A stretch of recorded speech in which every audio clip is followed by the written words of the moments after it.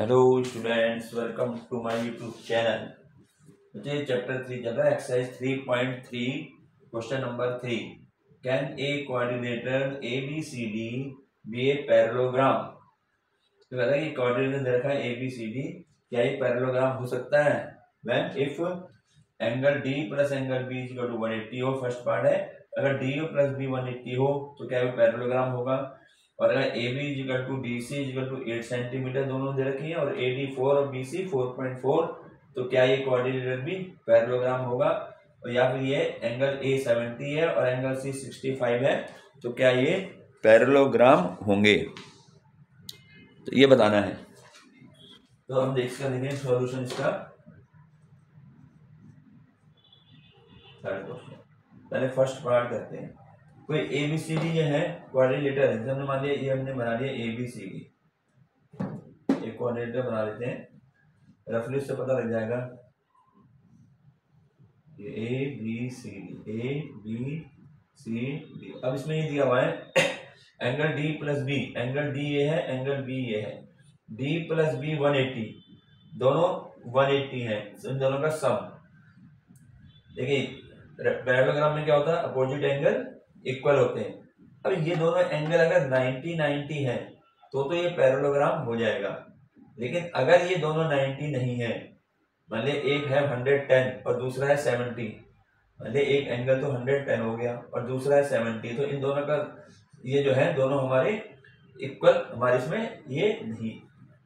हाँ, अगर ऐसे होंगे तो ये दोनों हमारे इक्वल नहीं होंगे। हमने एक 110 और 70 ले लिया तो क्या होगा, जैसे 110 और 70 ले रहे हैं, सम तो इसका 180 डिग्री है, लेकिन क्या अपोजिट एंगल जो है इनका, हाँ इनका सम होना चाहिए, इक्वल भी होते हैं। अपोजिट एंगल पैरेललोग्राम में इक्वल होते हैं, तो इक्वली अगर 90-90 तो सही बन जाएगा इसके लिए। 90 ये भी हो गया, 90 ये भी हो गया, तो दोनों अपोजिट एंगल इक्वल है। लेकिन अगर एक 110 है दूसरा 70 है तो ये अपोजिट एंगल इक्वल नहीं होंगे। तो सिर्फ एक केस होगा अगर दोनों एंगल हमारे 90 डिग्री होंगे। तो यानी इसका जो हम आंसर लिखेंगे, इसका आंसर हम लिख सकते हैं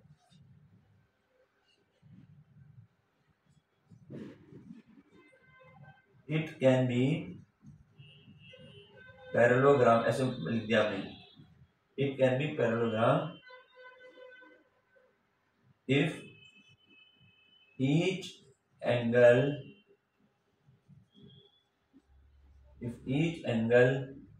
angle B and angle D is 90 degree, otherwise it cannot be a parallelogram। सिर्फ एक केस हो सकता है, दोनों 90-90 डिग्री हो जाए तो हमारा पैरेललोग्राम होगा, है ना। और अगर अदरवाइज क्या होगा, अगर 90-90 नहीं है तो पैरेललोग्राम नहीं होगा। तो ये इसका फर्स्ट पार्ट हो गया।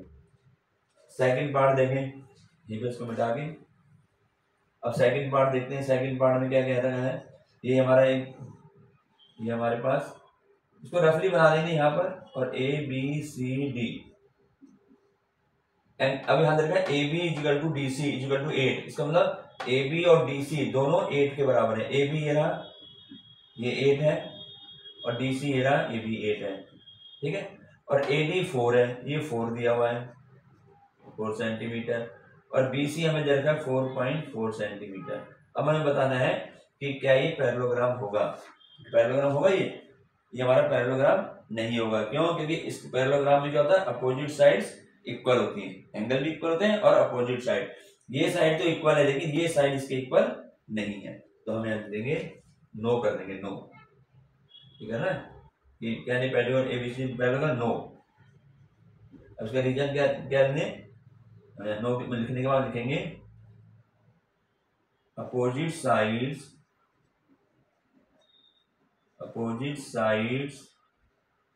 Of parallelogram, opposite sides of parallelogram is equal।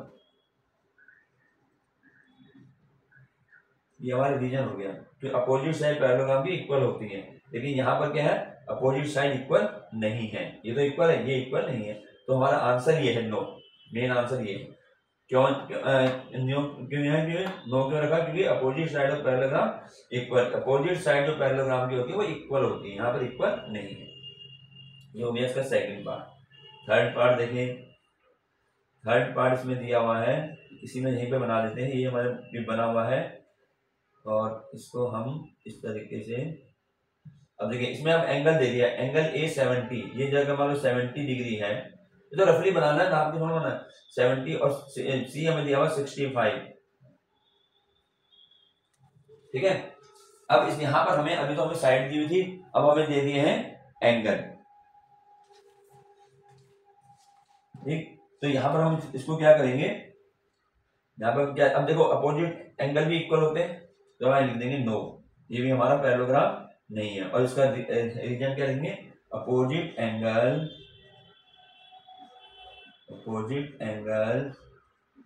Of parallelogram, opposite angle of parallelograms are equal, but equal होते हैं, लेकिन यहाँ पर क्या है, angle A not equal to angle C. इसका मतलब ये हमारा आंसर नो हो गया, ठीक है। ये हो गया हमारा क्वेश्चन नंबर 3, ये कंप्लीट हो गया। अब इसी में इसके बाद नेक्स्ट क्वेश्चन जो है, नेक्स्ट क्वेश्चन हमारा क्वेश्चन नंबर 4, क्वेश्चन नंबर 4 यहाँ लिख लेते हैं पहले क्वेश्चन को। क्वेश्चन नंबर 4, क्वेश्चन नंबर 4 क्या है, draw a rough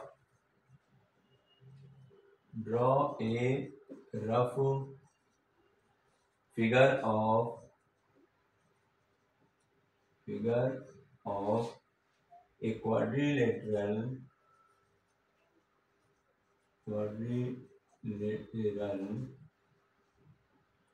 that is not a parallelogram,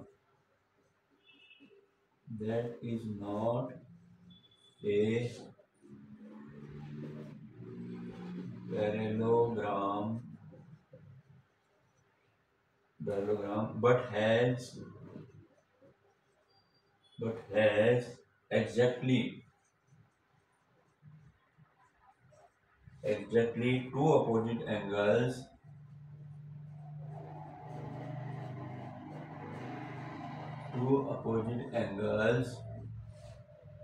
of equal measures,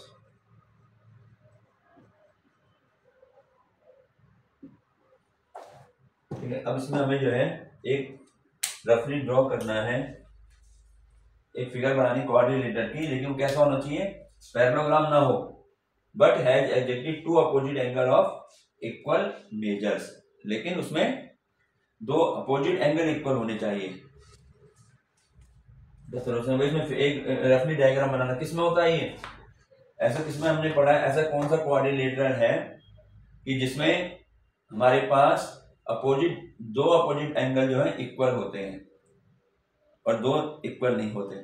तो ये हमने पढ़ा हुआ है, इसमें पढ़ा काइट, ऐसे काइट का ही बना देंगे इस तरीके से, ABCD।